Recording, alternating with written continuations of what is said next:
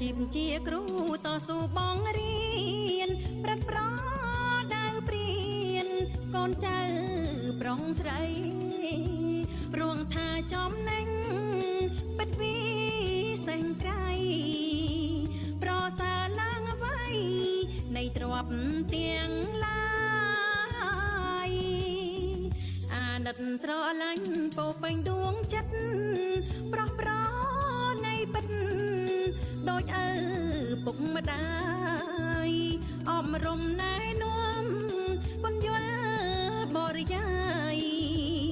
កតេងទាំងឡាយឲ្យដល់ក្រុមគ្នានាមជាមេតាបៃតាទីពីរប្រឹងប្រែងសំពីទោះក្តៅរងាឲ្យតែសឹងចេញដំរែងវិញជានេះហើយគឺជាបំណងប្រាថ្នាឃើញសឹងពងខ្ពស់យកគ្រូត្រេកអជាពលរដ្ឋល្អនៅក្នុងរដ្ឋថាដឹងទុកធូររាំងចេះយកអាសាដឹងគុណទេវតាសពសាធុងជន់អោកាំងកូនរៀនមានសន្តិភាពចេះដឹងជ្រួតជ្រាបកុំធ្វេសភ្លេចគុណ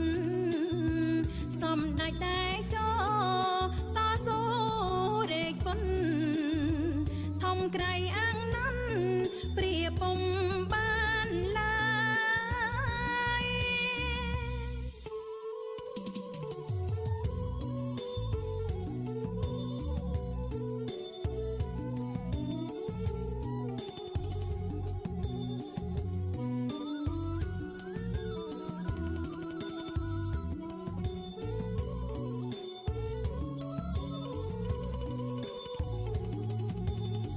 ឃើញសឹងពងខ្ពស់យកគ្រូត្រេកអ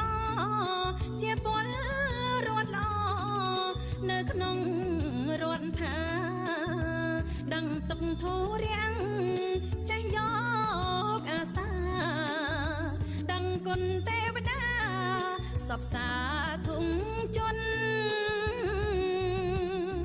អោកាំងកូនរៀនមានសន្តិភាពចេះដឹងជ្រួតជ្រាបកុំធ្វេសភ្លេចគុណសំដេចដែរចោតស៊ូរែកពុនធំក្រៃអា